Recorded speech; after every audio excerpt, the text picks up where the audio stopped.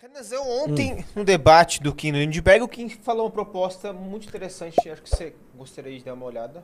Bora. Agora, o Lindbergh, pra ver se de fato você quer enfrentar banco, de fato você quer enfrentar privilégio. Porque o que eu disse pra você, e eu repito, é o seguinte: não adianta aumentar imposto no banco se eles têm oligopólio, se eles têm o controle do mercado. Eles vão passar tudo pro lombo do trabalhador, como sempre passaram. Então vamos dissolver o Itaú e separar em 3, 4 bancos diferentes, transformar o Itaú em 3, 4 bancos Vocês ouviram diferentes. isso? Volta 20 segundos. Vocês estão ouvindo da boca do mais liberal dos nossos quadros, Kim Kataguiri. Veja o que Fonão falou. Então vamos dissolver o Itaú e separar em 3, 4 bancos diferentes, transformar o Itaú em 3, 4 bancos diferentes para concorrer entre si e proibir que o mesmo grupo econômico controle esses 3, 4 bancos diferentes. Aí sim a gente vai estar falando de mexer com interesse grande.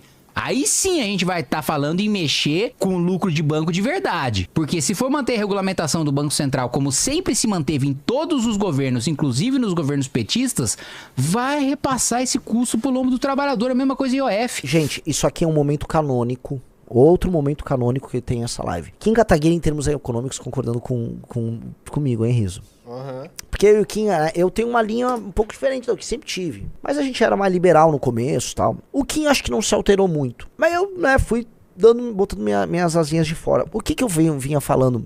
Alguém lembra disso? Você consegue achar, Riso, Renan falando de bancos? Tem um vídeo que eu falo em... Vamos fechar, vamos separar.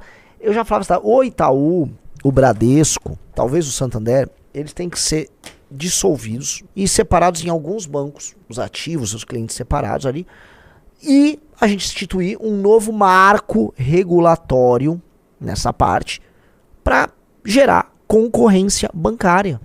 A gente tem um oligopólio, a gente tem que ter concorrência bancária já, e não um oligopólio vagabundo pro Walter Salles ficar vivendo de taxinha e tarifinha que os bancos cobram dos correntistas. Os bancos não participam ativamente na construção de uma economia competitiva, muito pelo contrário, eles sabem que a nossa economia é doentia, a gente sabe que a gente é uma sociedade que não é baseada em confiança, portanto eles só tiram o que precisam daqui e ali, entendeu? Eles se adaptaram a um regime. A gente precisa alterar isso, e o Kim falou, porra, vamos fazer isso. Eu achei maravilhoso, vamos separar esses 5 bancos. E ele mandou isso pro Lindbergh. Lembra? Bota aí o vídeo. Bota o meu e a gente volta pro do Kim. 22 isso aqui. Qual vai ser o projeto econômico que o governo nosso tem que ter? Mas tô falando um projeto real, tá? Não bobeira, tipo, vai lá e privatizar tudo. Isso é ficção, gente.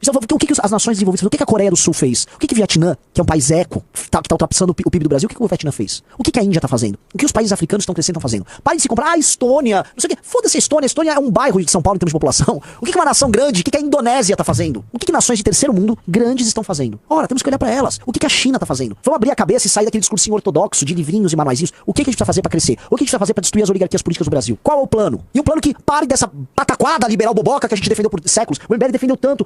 Liberalismo. E o mercado financeiro. O mercado financeiro é quem financiou a campanha do PSOL agora. Quem tá financiando toda essa agenda de gênero, de divisão das pessoas entre raça, de desrespeito à religião das pessoas, são os bancos. Bancos e suas fundações e investidores do mercado financeiro. Parem com isso. Mas é mercado. Para com essa merda. Vamos ser realistas. Vamos construir de verdade um projeto real. Livre mercado pro pequeno que tem que produzir. E eu acho que tem que ter liberdade pra caralho, juros barato, mas não ser trouxa e não ser pelego e puxa-saco de corporação que não tá de olho em você ou em livre mercado nenhum. E sim as benesses do próprio Estado pra poder lucrar. Chega! Vamos criar um projeto real pra desenvolver a porra desse país e a gente tem 4 anos pra fazer isso. Maravilhoso. E a outra o vídeo como os ricos, os playboys, essa turma que tá lá com o bolso não vão dar bola pra você. Eles te acham desprezível. Eles te acham necessário apenas pra pagar certas contas. Uma força de trabalho ridícula. É isso que vocês são. Então, parem de gostar de rico e se organizem. Se organizem. Nós estamos propondo um partido. O partido é se organizar. Aí vocês dão força política. Aí nós nos vemos como uma coisa só. E aí nós vamos dispor de meios de ação igual os ricos dispõem pra enfrentar eles. E aí esse é o jogo. E aí o jogo começa. E esse jogo é gostoso, jogo. Bem gostoso. Bem gostoso. Eu gosto desse perfil, que é um perfil de um moleque bizarro, né? Aquele esquerda na net. Ele postou isso como se fosse algo ruim. Ou algo errado. Cada vez mais as pessoas percebem isso. Na verdade, você pega a própria briga que a direita americana tem contra a Wall Street. Tudo isso, há um entendimento de uma traição das elites. Sim, vamos enfrentar essas elites, sim. É meio óbvio. O oligopólio bancário no Brasil é um instrumento de poder de algumas famílias no Brasil, sim. É um instrumento de poder, gente. Dinheiro e poder andam juntos, sempre andaram. E a gente tem que parar de fingir que não. Um cara botou o cabelinho e tava osso. Era o implante, né? Ali eu tava... Acho que ele não tinha feito implante ainda, ou já tinha? Tinha. Já tinha, né? Eu tava com o cabelo rapado. Mas não é este vídeo. O vídeo é um vídeo que eu tô com o Ricardo, com uns negócios no fundo. Tentem achar esse vídeo aí, galera. Que é o vídeo que fala. Mas assim, Sim, nós temos que dissolver o oligopólio bancário brasileiro. Dissolver. Eu vi um cara, o cara tem gente que Caio Schmidt falou, Renan, isso é impossível. Não é impossível. Isso não é possível. Não é. Nada nos diz que é impossível. Estruturalmente impossível. Não é. Ah, mas eles não vão deixar. Cara, a gente vai ter que fazer, cara. O crime organizado também não vai deixar você tentar eliminá-lo. Mas nós precisamos fazer. Olha aí. Procura lucro do Itaú, do Bradesco. Olha que legal. Vamos lá. Fazendo isso com o bagulho da Terceiro trimestre? Trimestre. Ah, que gostoso! Em bilhões. Isso aqui. 34% de lucro, com a economia caindo aos Agora, pedaços. eu vou falar uma coisa. Eu fui voto vencido aqui. Talvez, acho que até você foi contra. Numa discussão sobre plano de governo de alguém. Eu falei que você tem que dissolver os bancos no sentido de... você tem que dividir o Bradesco em 5 outros bancos. Foi isso que Sacou? E você tem que Caramba! taxar o lucro dele e dissolver em vários bancos. Não, Os aí Estados você Unidos, tá- os Estados Unidos pegou a Microsoft e dividiu em várias empresas. É por causa de monopólio. É, né? mas isto é um monopólio, e é até um monopólio. Quem que no meio... Olha aqui, Ricardo. No meio da grande pandemia global, Não, eu tem sei, variação eu sei, de eu sei, 35% nos lucros. Isso aqui é crime. Isso aqui é crime. Isso é crime, Ricardo. Tem que... Puta que pariu, isso é criminoso. O que o Bradesco tá lucrando? Isso é transferência de renda da pessoa que tá se fudendo pro dono do Bradesco e seus acionistas milionários. Eu entendi o que você tá dizendo. Seria uma lei antitrust, aí você força o conglomerado a se separar. Exato. Faz sentido, não Muito é. sentido. Agora, esse monopólio, nego aumentar o lucro em 35% no meio da pandemia e achar que isso é moral, aí eu vou falar outra coisa. Eu, se sou presidente, eu confisco metade desses lucros aqui. Calma aí. Eu confiscaria. Mas, Ricardo, Tá avançando. velho. O negócio está avançando aqui. isso aqui é imoral. Ricardo, vamos lá. Mas não me convença que é imoral. Eu também acho que é imoral. Eu só tô falando aqui. Um método de você confiscar é um método. Um ano tem 4 trimestres, certo? Confisco 1. Você fica com 3. A real, meus amigos, olha só. Isso é um regime de exploração. Isso é um regime de exploração que esses bancos têm. É inegável que é um regime de exploração. E aquela intuição, eu falei tudo aquilo de orelhada, fui falando. A questão não tá errada. Fico muito feliz de ouvir quem falar isso. Outra coisa, tá? As fundações construídas pelos donos, pelas famílias donas desses bancos, a família da Neca Setúbal, a família do Walter Salles, são fundações que foram constituídas para funcionar aos moldes da Open Society e outras ONGs de gente do mercado financeiro americano para criar desestabilização e espalhar ideias políticas que vão contra o interesse nacional. Eu não tô mentindo. Isso não é papo de conspirador, não é papo de nada. Veja, um dos donos do Itaú Unibanco, que é o Walter Salles, é um conhecido divulgador de ideias marxistas no Brasil. Eu não tô exagerando, eu não sou um bolsominho do não sei o que, não sou. Eu tô falando uma coisa concreta e real. Ele faz isso, ele acredita nisso, ele foi pro Oscar com isso, ele anda com essa galera. As fundações desses caras financiam iniciativas de extrema esquerda, guerra racial no Brasil, financiam políticas abolicionistas do ponto de vista do direito penal. Ou seja, além deles extraírem um lucro imoral da população e trabalharem para a manutenção desse oligopólio, além deles terem controle na nomeação de presidente do Banco Central, que todo mundo sabe que eles têm, todo mundo sabe que eles controlam a nomeação dos presidentes do Banco Central.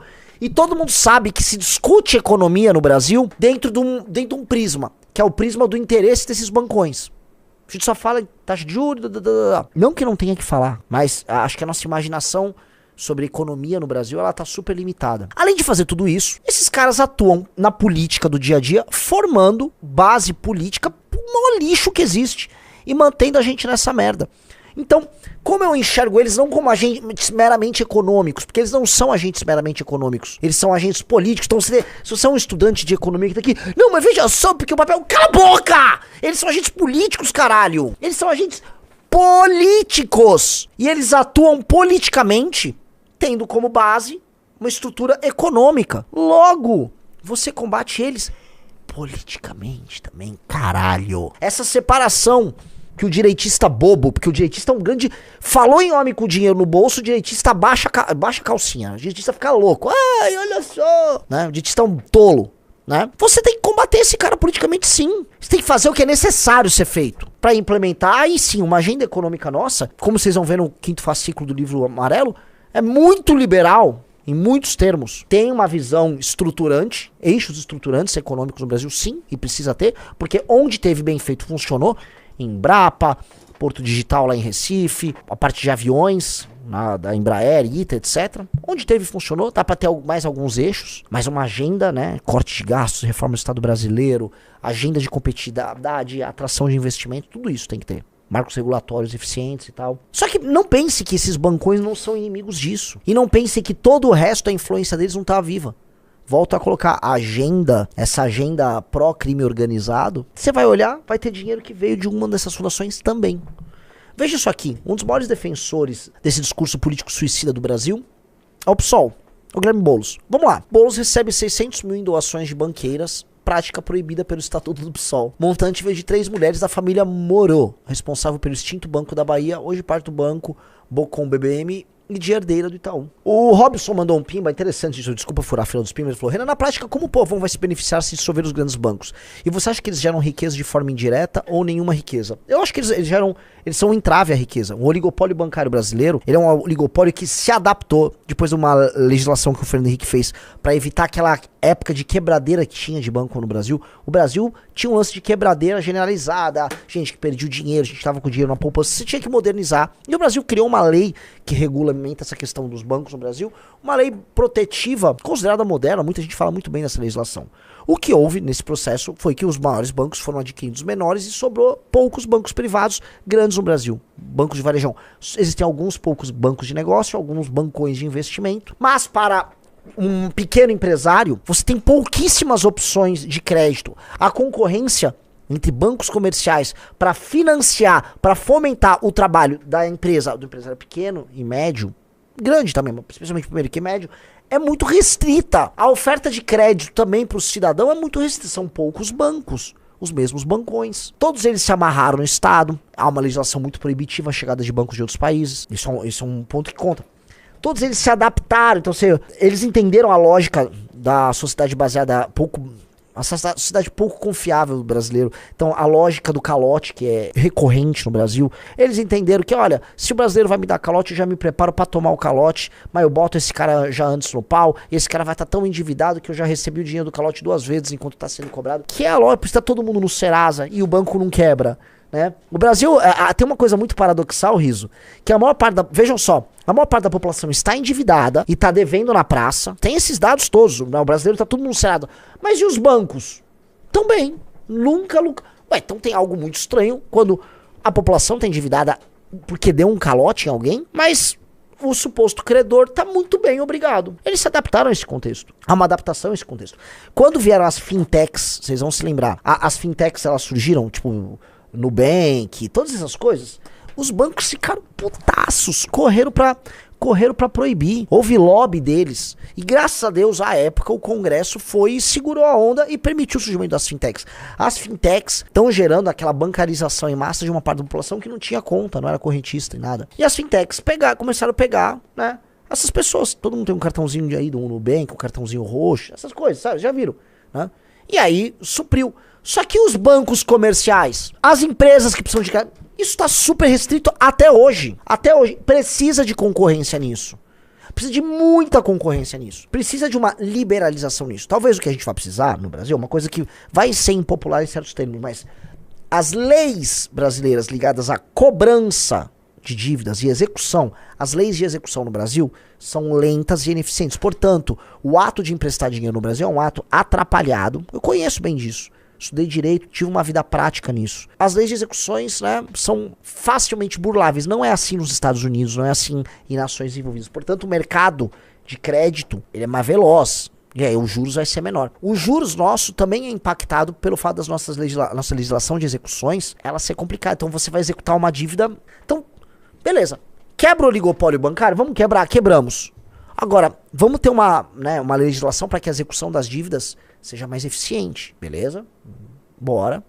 E é isso. Nós vamos nos beneficiar com um mercado concorrencial maior? Sim, mas muito. Muito, muito, muito. Os Estados Unidos têm milhares de bancos. Tem bancos regionais fazendo empréstimos para iniciativas e negócios regionais. Tem que ter isso. E mais, não tem que ter medo do que acontecia até os anos 90, quando esses bancos quebravam. A legislação realmente era uma merda.